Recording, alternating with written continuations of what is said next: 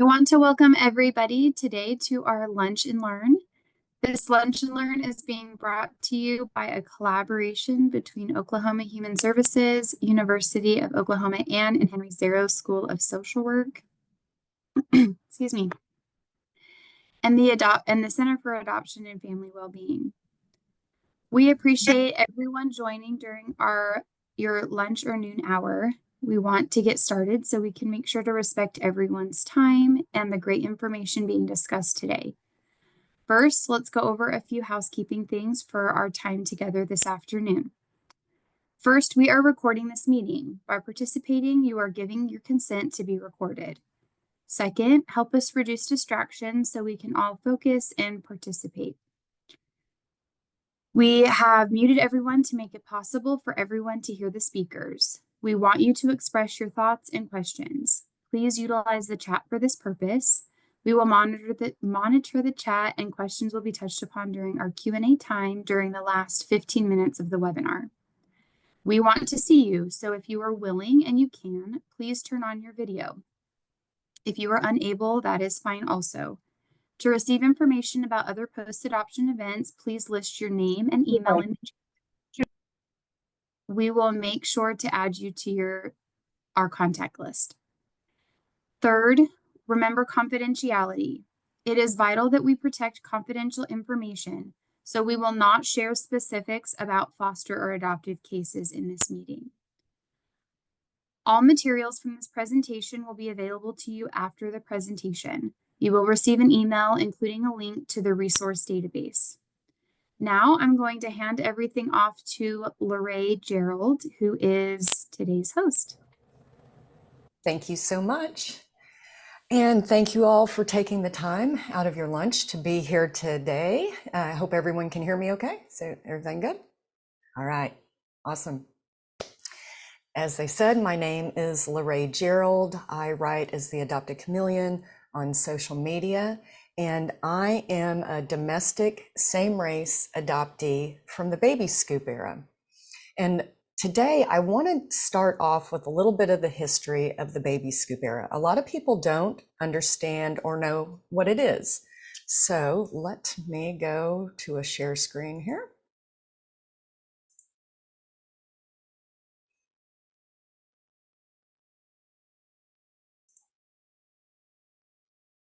Can you see that? There we go. So the baby scoop era was a period after World War II until about the mid-70s, when there was an increased rate of premarital pregnancies. And this higher rate of newborns created the adoption industry booming, and a lot, millions, about 4 million mothers and children were separated during that time, approximately 2 million just during the 1960s alone. This time was considered a crime against humanity that a lot of people don't know about. A lot of people thought it was a really good idea.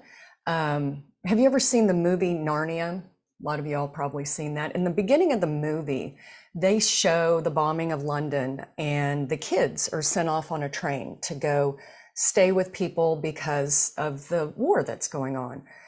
During this time, it seemed logical, to send children away so that they would be safe, right? I mean, we're trying to take care of the children, so sending them away. What happened though was after that, because that actually, in that movie, they were showing what was called Operation Pied Piper. You can actually look this up. They discovered that the children that came back after the war, they were more traumatized than the children that had stayed and saw the ravages of war. They discovered that it was the separation that was what was more traumatic.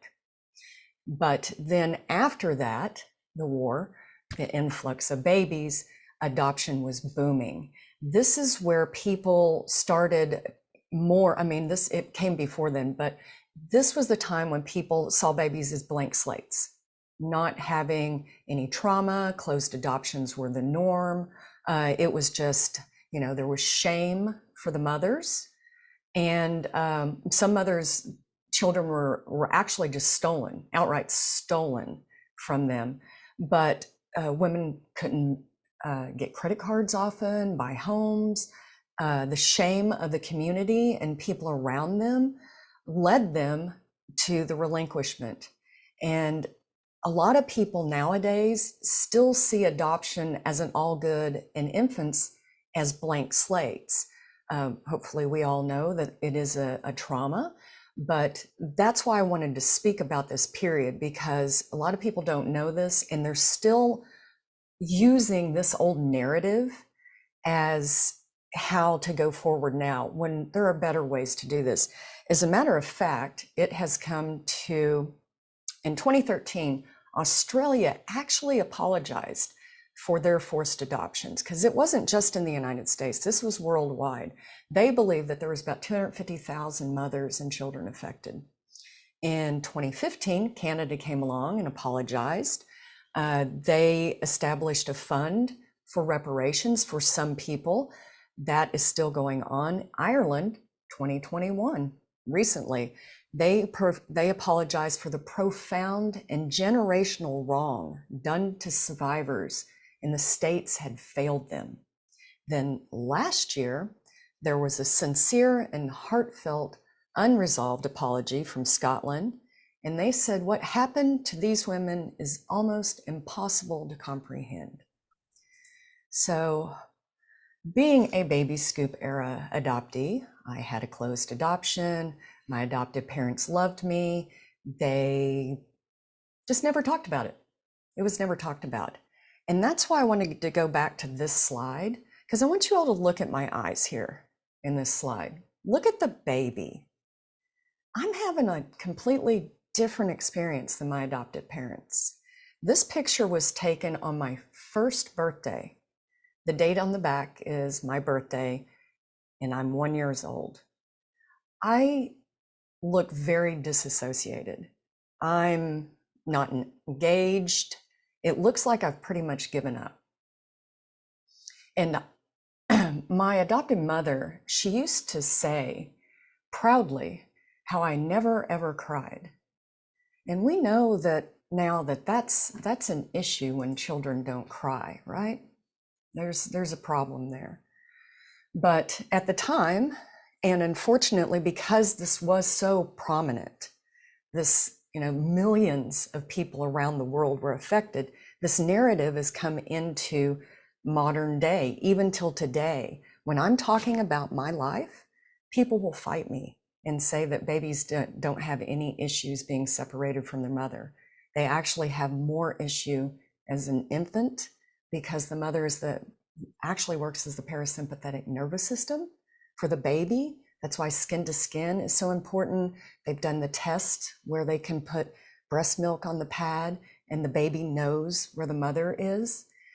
Everyone else to the baby is a stranger. You might love that baby, you may be wanting the best for that baby, but they don't recognize you. They only recognize the mother. So it comes to, I'm going to go back to sharing. I've got some facts about preverbal trauma here. So that leads to preverbal trauma. I'm going to go through this slide with you. This one was sourced from multiple sources that I just combined together, so there wasn't one single source for this, but this is, you can easily look these facts up.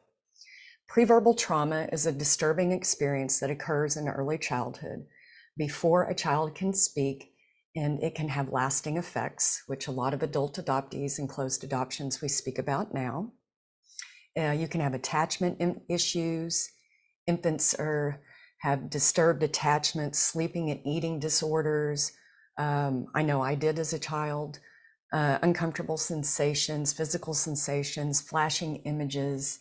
Their symptoms are anger, behavioral issues, depression, anxiety, hypervigilance, and disassociation. It's a loss of identity, and it impacts parts of the brain, leading to memory loss. I can definitely vouch for that one too, unfortunately. And it's difficult to treat because, well, we're pre-verbal, and we know that people, especially children especially, have a really hard time talking to their adoptive parents about these difficult conversations. As adults, we can barely have these conversations. So expecting a child to want to sit down and go, you know, I understand you love me and we have this relationship, but I miss my other family. That's a big conversation for a child. As a matter of fact, a lot of people won't come out of the fog, as Betty Jean Lipton termed it, until we're older adults. We need to be in safe spaces so that our nervous system can start relaxing and we can start questioning who authentically we are, that identity piece that may have been missing because we were wanting to fit in or not had any genetic mirroring or been removed from our culture. Children, because we are at the mercy of our parents, we know that we have to fall in line basically to not get outed. And adoptees already having that abandonment issue, even in safe, loving homes, it's difficult because then we have, we feel like if we say anything, it could hurt their feelings, and we're beholden. We're beholden to our adoptive parents. So later in life, things start happening. Like September is Suicide Awareness Month. And adoptees, there is a new preliminary exploration, and in a survey, it wasn't a survey, it was research, but it still needs to be peer reviewed. This is the newest one. They used to say adoptees were about 4 times more likely to attempt suicide. In this new research that still needs to be peer reviewed, but I do have a source for it, they're saying it's 36.7 times more likely adoptees are to attempt suicide than people that were raised with biological family members. There's also adoptees are twice as likely to have substance abuse disorders, addictions. And adopted children are disproportionately represented in residential treatments programs. There were only 2 to 3% of the population, but they're saying that we're about 16.5% of the population in residential care. We know that we're way overrepresented in therapy and in prisons. So the statistics of the pre-verbal trauma are there and sourced, and we will get those to you. So we know that it has a long-lasting effect, right? This is something that goes with us into adulthood. And as children, again, we're trying our best to help them, but there are things that they may only tell someone else, like another adoptee, someone that has been through the experience, so that they don't have to explain their own feelings to. And that's how we have to try to get them to come out. And there are groups, most of these are for adults though, 18 and above, like my Adoptees Connect Tulsa group. I talk to people that are adults about this. I don't necessarily work with children, but I'm always listening to the adults of how we can listen to children. And I know how I would feel as a kid when people would talk to me about what it was like to be adopted, and they talked to me, not with me. I was told adoption was great. I was told that God chose me. I was told that my adopting mother prayed every night that my other mother wouldn't change her mind. These were things that I was told. Can you hear how that's not child-centered? That's all about the adoptive parents and the people trying to reconcile that someone had to lose a child for another person to get a child. So it's not exactly child-centered. And that's adoption. That's adoption. It's not technically child-centered. As a matter of fact, there are a lot of human rights violations. I'm going to go back to sharing screen one more time before we start going back and forth with some questions.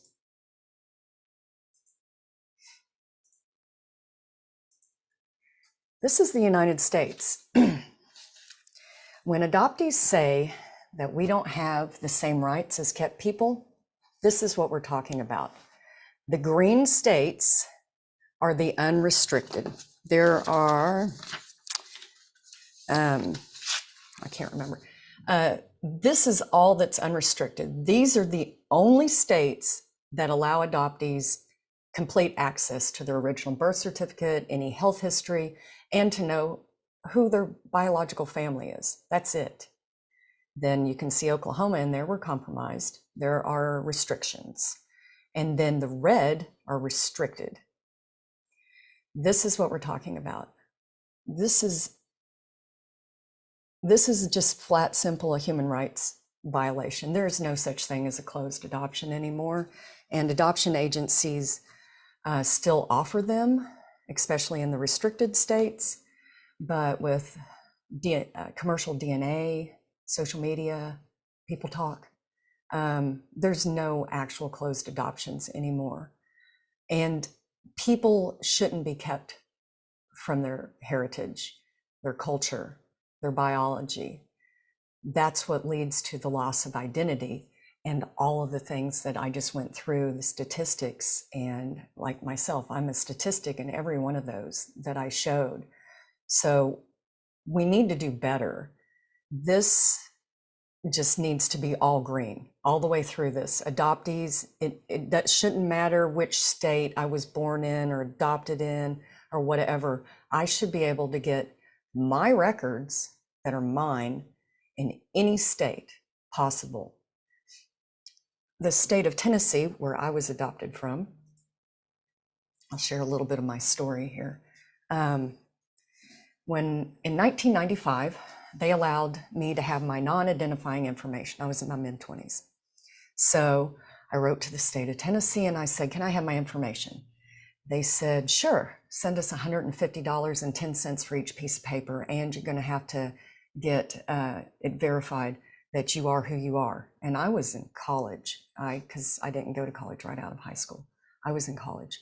And I said, well, I don't have money. I was waiting tables, trying to pay my way through college, because that's another misconception. My adopted parents were poor. My biological parents had the more means and opportunity. They were college students. And yeah, I happened because they were college students. So Tennessee, I had to tell them I didn't have the money. And they were like, well, you're going to have to prove to us that you can't afford it. So I had to humiliate myself, send them my financial records, just so that I could have non-identifying information that belonged to me. So they reduced it to $50. So kind of them. They still wanted that 10 cents for each piece of paper though. I sent off my my ID. It had to be certified. I sent off all the paperwork. I sent off the money. And then months later, I get what is known as non-identifying information. This said that my mother was 20, my father was 21. She had brown hair, hazel eyes. He had blonde hair, blue eyes. They were college students. At the time, they didn't have any known health history. Again, why we need the unrestricted, because health history changes in time, right? So important to know throughout your life. They told me what religion they were and ethnicity that they knew of. That was it. There's my mom and dad, blonde hair, blue eyed, 21-year-old. So as a child, and after I got this non-identifying information, I'm still searching crowds, looking through crowds for anybody with brown hair and hazel eyes, blonde hair and blue eyes. So looking, searching for someone that belonged to me, that looked like me. And well, that didn't work. I was depressed. I attempted suicide. I had addictions. I had all the things that I just listed, even though I didn't know anything about these statistics, because adoption was great. Adoption wasn't the problem. I was the problem. And when I went to therapy, that's exactly what they told me. I had an anger issue. They never once told me that I had abandonment trauma. That anger was a normal part of that. And if I learned to listen to my anger, it was protecting me. Yeah, they didn't tell me any of that. So I never wanted to go back to therapy. I realized it was my fault. So I just wasn't going to tell anybody anything else ever again until I was in my 50s. Yeah. In my 50s, I was searching again because there was a social worker. I'm going to add this in here. There was a social worker in that non-identifying information that was an angel. Yeah. She was a true angel, because guess what she slipped in that packet? My original birth certificate I wasn't supposed to have. Yep, I had my mom's name. I did. But this was way before social media and things like this. So it wasn't that easy to just go look somebody up like it is now. I had to hire people to do searches and things. And just by a sheer coincidence, it wasn't a coincidence, my adoptive cousin happened to find her. And she discovered that she owned her own business. She was very active in social groups. She was an upstanding member of society. Yeah, she just hid a kid because of the shame. She talked to her. And guess what she said? She said, if she even tries to find me, I'll get a restraining order, because I don't want my husband or my daughters to know. Well, at that time, her husband had been dead for 4 years, so she lied about that. She was only keeping me from my sisters, even though my sisters would have loved her no matter what. And she was the one that hadn't dealt with the shame. I had to deal with the shame. And in my mind, trauma does what trauma does. I erased that. I erased that whole memory. Didn't remember it at all, not a single word of it, until in my 50s, when I found my biological sisters. I found my birth mother's obituary. And in the obituary, she died in 2016, their names were there. This was 2019 at this time, by the time that I found everybody. I had to keep paying Ancestry and all these places to find things. So I kept forking money in there, and the more money I put in there, the more information I got. Finally got the obituary and contacted them through social media. A month later, they hadn't contacted me. I'm in one of the adult adoptee groups, boohooing, asking for help and support, because I'm with people that understand. And then that afternoon, I got a message saying, hey, we didn't get your message, because if you're not friends, sometimes Messenger doesn't send the message, right? So that's what had happened. That was the disconnect. They flew out here within a week. We met. I found my people for the first time in my life. I was 53 years old. And I finally saw someone that looked like me. Be careful what you ask for. That same person that looked like me rejected me, because I had some issues with what our mother had done. Because I called my cousin and I said, what did my mother say again? And she told me. Yeah, I came out of the fog hard. I landed on a rock, the bottom of the barrel. I was spiraling out of control. And I was in my 50s, searching for my identity. We don't want people going through this, we don't want people in their 50s. I know people in their 60s and 70s because they were late discovery adoptees. Nobody ever told them. My cousin's one of those. She found out when she was 50 she was adopted. These cause spirals. This is when the suicidal ideation really hits home, is when we're older and we're searching for our identity after thinking we were somebody and then discovering we were someone else.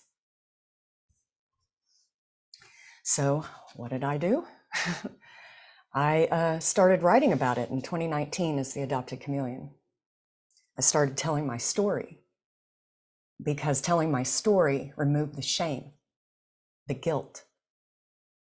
I could be who I wanted to be now. My adopted parents were deceased. My adopted mother was deceased. I didn't know where my biological father was at this time.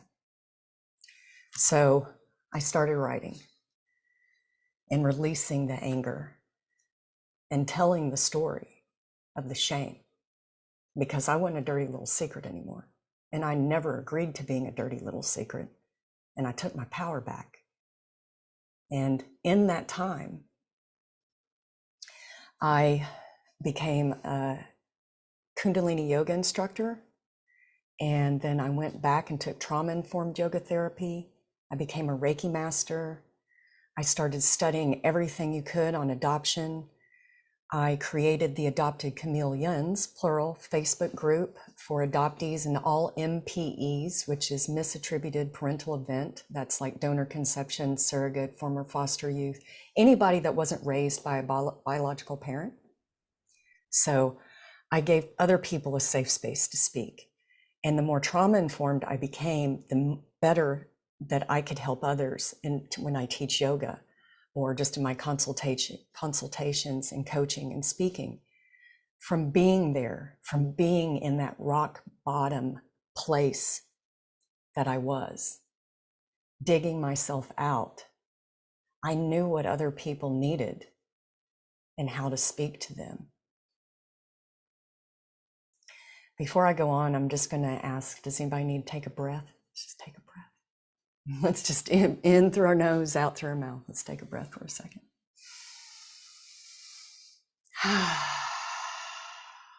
Because that's a lot, right?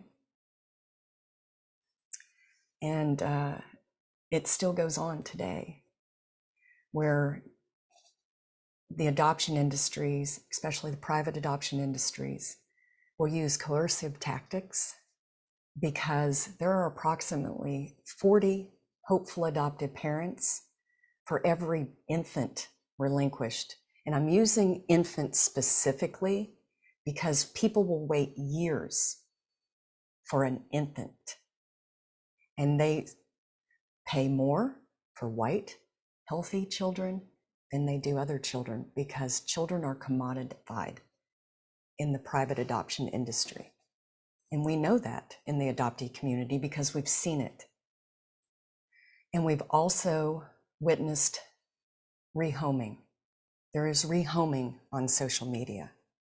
It's usually after a child has hit 10 and they're not that blank slate anymore. The child's starting to struggle with identity and issues. So adoptive parents can rehome their children. The adoptee is in a lifelong contract that they never consented to and can't get out of, but yet they can be rehomed. That goes back to the human rights violations that I'm speaking of when adoptees are talking about this. We're not talking about love or how well our adopted parents did or didn't do. This isn't a good, bad situation. This is just a basic human rights violation that needs to end. We have better options, and hopefully we can make options better, like guardianship and kinship. Maybe we can do that. And when the child decides, I want to permanently sever, and understands that they are permanently and legally severed from their family, like have no rights to them whatsoever, that they can decide to be with a different family, allowing them the power to choose. This is giving the child power back. This is giving that adult the power back, because we're only babies a short period of time. Our foster parents and adoptive parents are going to spend more time with us as adults than children. So we need to remember that children need power too. I mean, obviously, we're not going to let them run wild. They need guidance, but we're putting them in contracts and treating them like products instead of human beings with rights. So I just wanted to take this moment and let you all ask some questions now.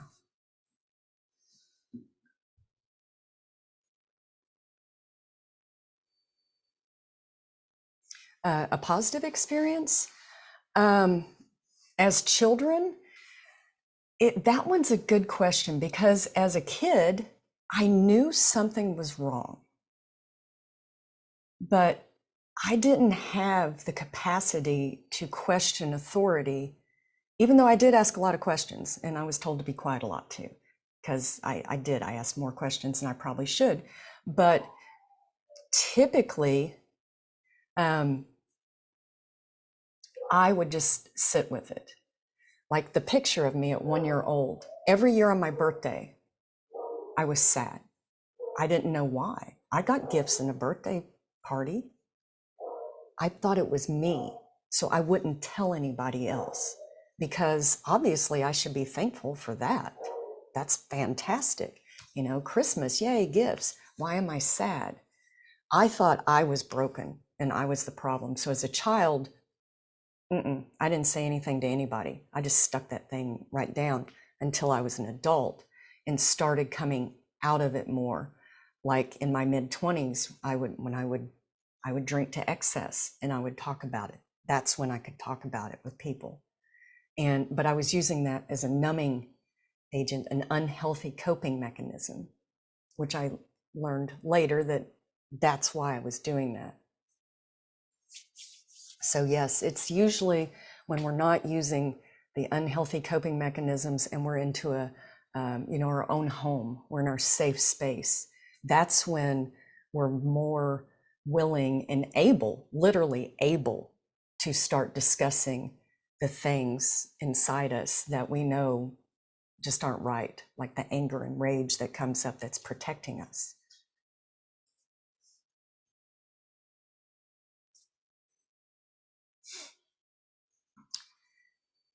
I have a question about if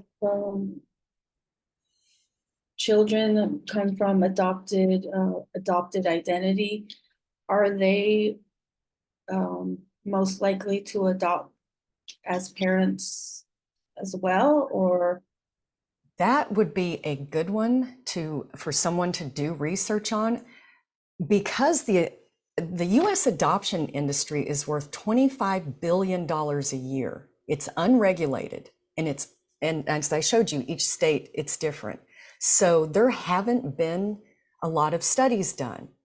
But I can tell you, I do know a lot of adoptees that became birth mothers, and some that actually became adoptive parents also. Now, they will talk about things differently. They will literally have to switch back and forth in their mind, but it's out there. There are books. As a matter of fact, I have a book right in front of me. This one, Practically Still a Virgin by Monica Hall. She is an adoptee that is also a birth mother. And they do have groups where they talk about that because they were in the fog, they became birth mothers or adopted parents, and then they all come out later. And luckily, if you've been through it, you kind of know it, but then you may have two traumas or more than, well, it's layers of trauma anyway, but you have more trauma. I have something kind of go with that question. Yes.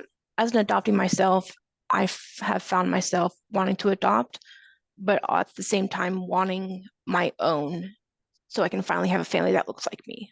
So Yes. It really just depends, on the person, obviously, but. Yes. Yeah, Jacqueline, that is something that's really interesting about adoptees. I know a lot of adoptees like myself that chose never to have children. I didn't know who I was, so I thought something was wrong with me, and the last thing I wanted to do was pass it on. But then there's a lot of adoptees the other way. They want to have that biological connection because they don't have a biological connection. So it's really, the dynamic is really interesting. Again, I would love to have studies done on this. I have a concern, Yeah. Laura, that what I'm hearing is that your story as the adoption chameleon is being presented as all-inclusive.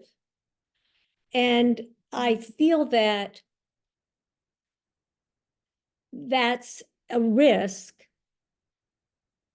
for those listening to you, because then perhaps if they're mental health professionals, then in their minds, oh, everyone who is adopted has trauma. And I don't believe that's true. I can say all adoption starts with trauma.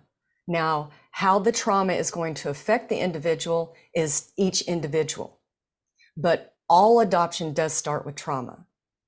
For anyone to be adopted, they have to be separated from their family, which is a trauma. Now, So if then you're they need, talking as an infant, when they're separated from the birth mother, they experience that trauma. pre-verbal trauma, yes, Yes. that is an Yes, actual of real course, thing. Yes. yes, I've heard about that and read about it. But still, as far as my concern, beyond that trauma, do you believe there are adult adoptees who don't feel that their adoptive experience was traumatic, and they don't have that is very obvious as you present yourself? You needed to stop and take a breath, because as you said, this is a lot, right? It wasn't a lot for me. I was simply listening to you, but it was obvious that you needed to take a breath, because in telling your story, it's a lot for you. And I know that my manner of speaking and my concerns that I'm expressing appear as if I'm attacking you. I'm not.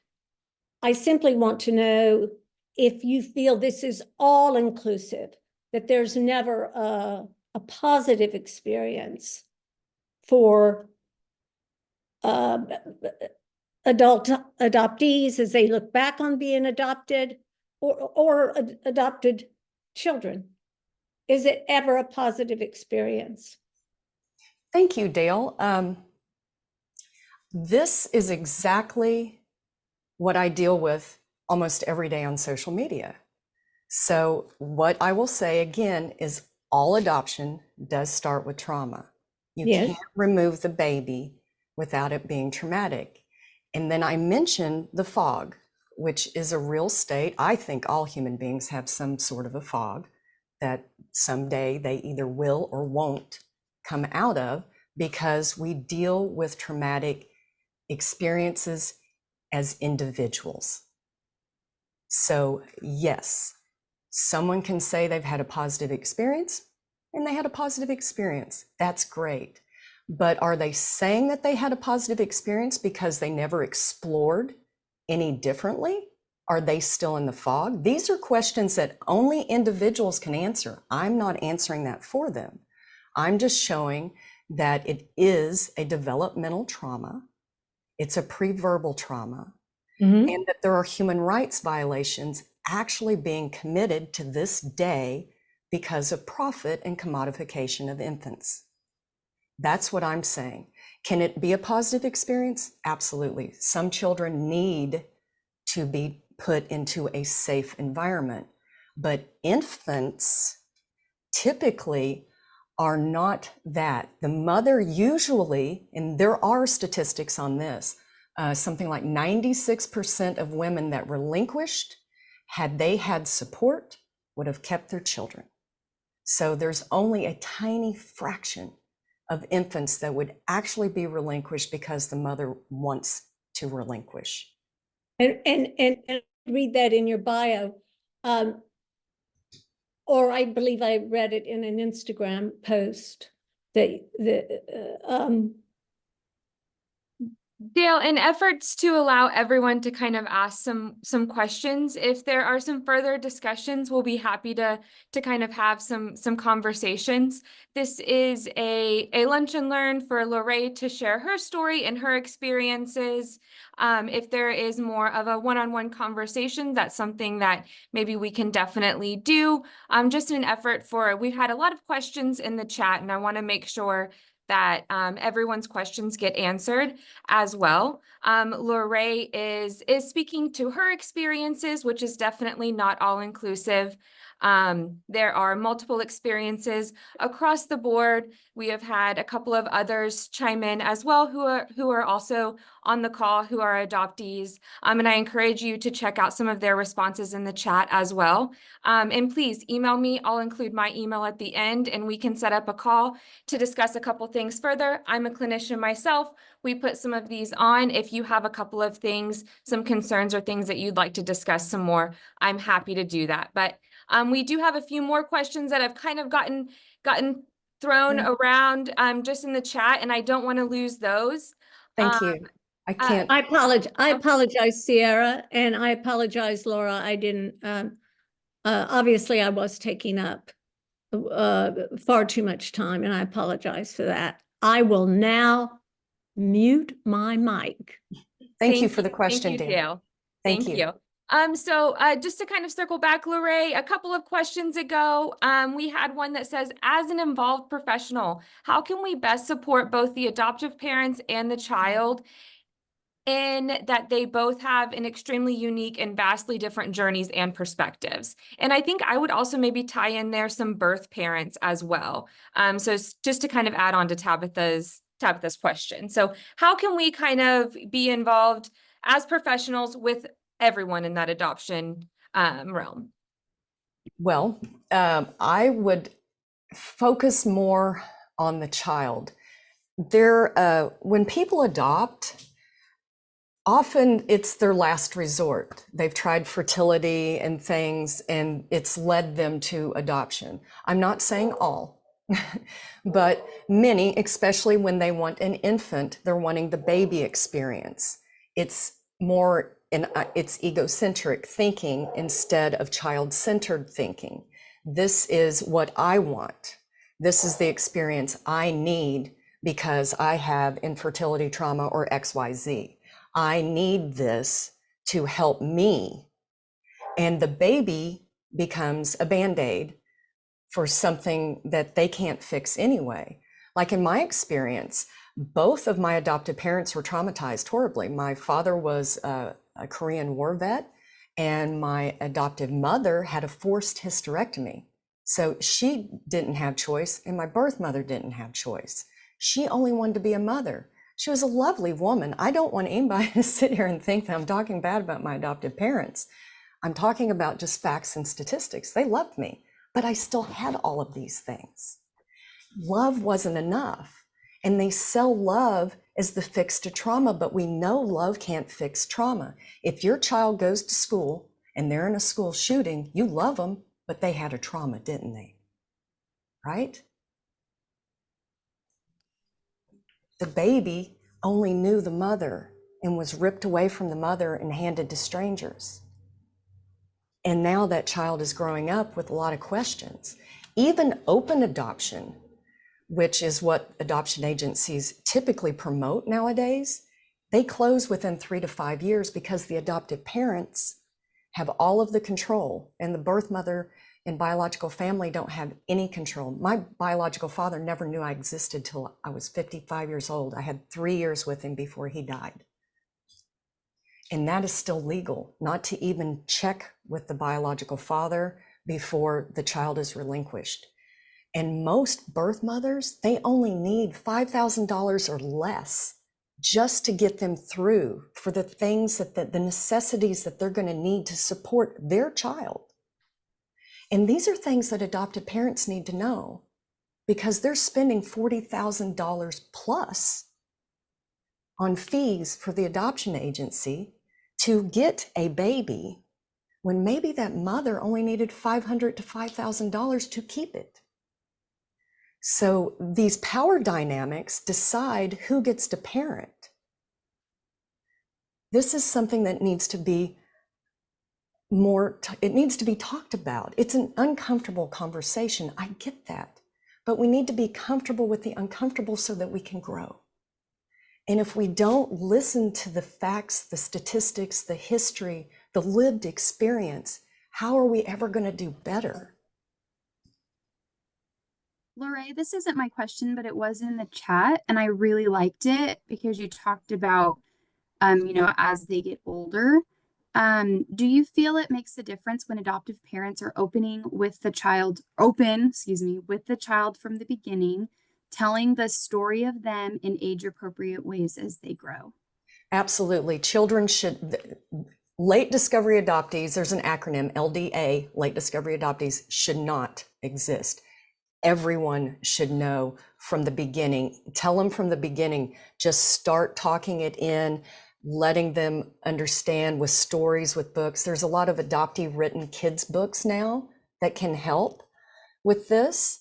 Like, I don't even remember when they told me. I don't have that moment where they sat me down, because they just always told me. So they did that right. That was good. They always knew that I was adopted.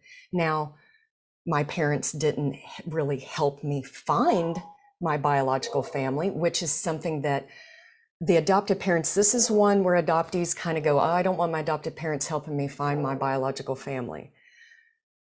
The adoptive family can't take offense in that, because this is a private journey. Now, being open and accepting of this journey and supportive, going, what can I do to help you? Actively search instead of just words, because that's what my parents did. They said, oh, we support you, blah, blah, blah. But they didn't actively help me search. It was words without action. So actively do the things. If your adopted child or an adopted person, if they need support in a certain way and they tell you, actively do it. If they say, hey, will you go with me, to go buy a DNA kit or whatever, or to do the DNA kit, if they need support, just say, sure, I'll just sit there. Because really, that's what they need. They just need to know that someone is supporting them, that they have a safe space. Their nervous system is dysregulated. It needs to be regulated back so that the cognitive ability can function. They're not in that primal brain where it's disassociation and hypervigilance. It needs to be, you're safe, you're heard, you're seen.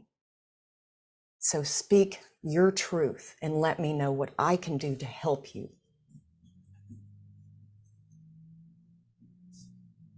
I just had another comment to add to everything that was shared today.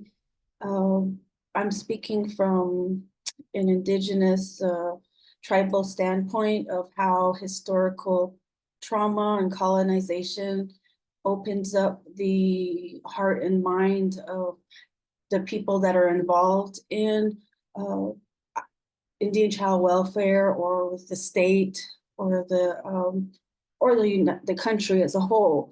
And so I just wanted to share this book. It's called Lost Bird, and it's about a Navajo woman that was stolen when she was born in the Indian Health Hospital. And they also have a documentary of it. It's called Daughter of a Lost Bird. But I wanted to share that with you all so that it kind of expands outwardly on how this mesosystem, macro system has all those influences.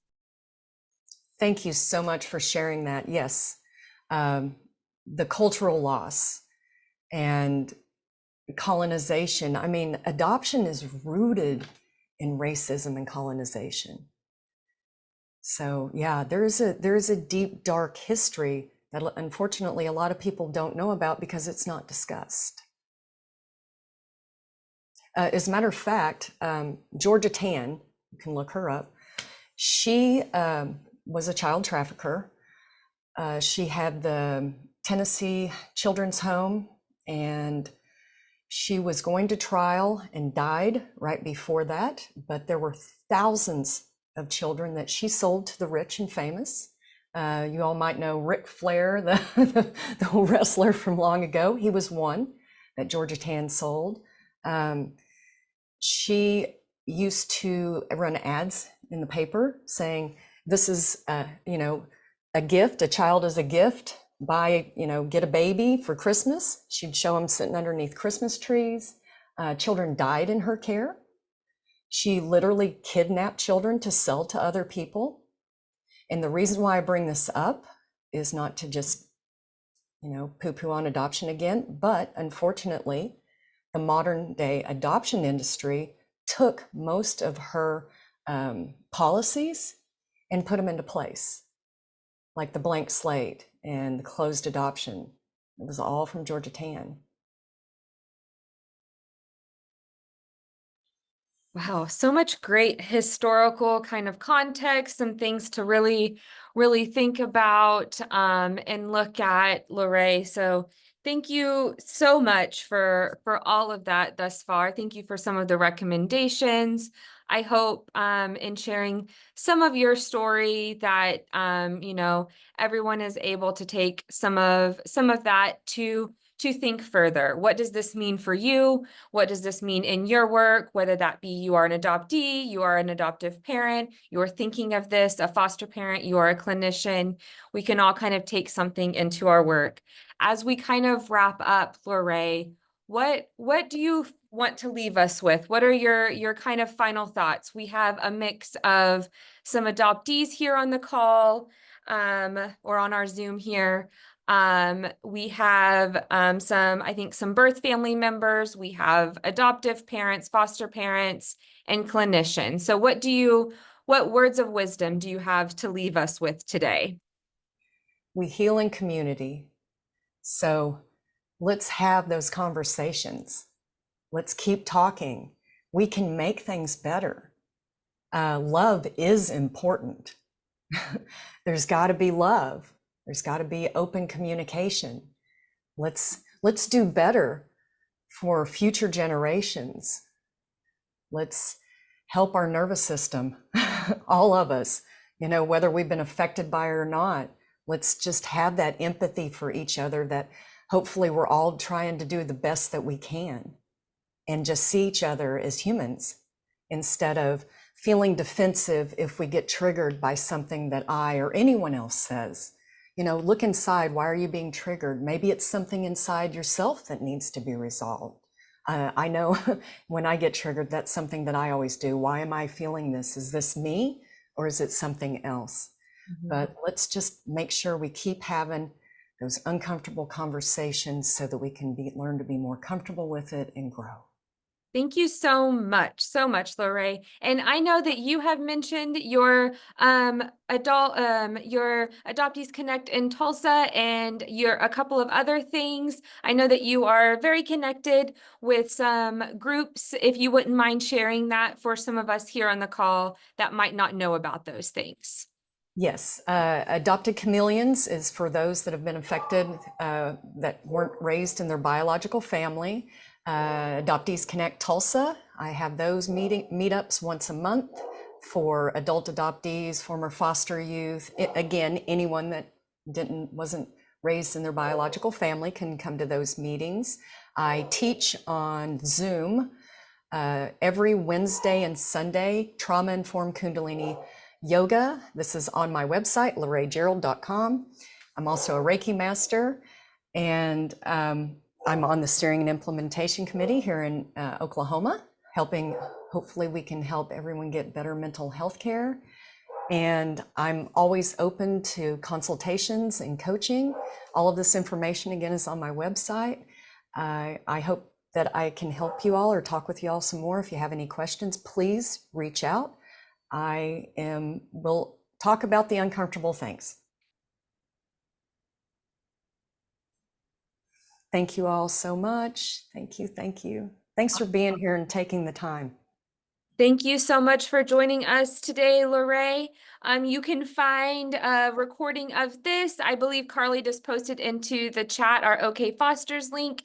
You will also be able to find this on our Center for Adoption and Family Wellbeing YouTube channel, where you can also check out Lorraine, who did a panel with us and a couple of other adult adoptees last week, I want to say, but it was the week before, and you can check that out as well if you'd like to hear a little bit more from Lorraine. And we hope to see you all next time that we have a Lunch and Learn. We have one scheduled for October 8th, so we hope to see you all then. Enjoy the rest of your day, and if you are looking for CEUs, foster care credits, or an attendance certification, please make sure to fill out the evaluation that is attached into the chat. If you have any questions, please send me an email, and we'll get those things worked out for you. Have a great rest of your day. Thank you all again. Bye-bye.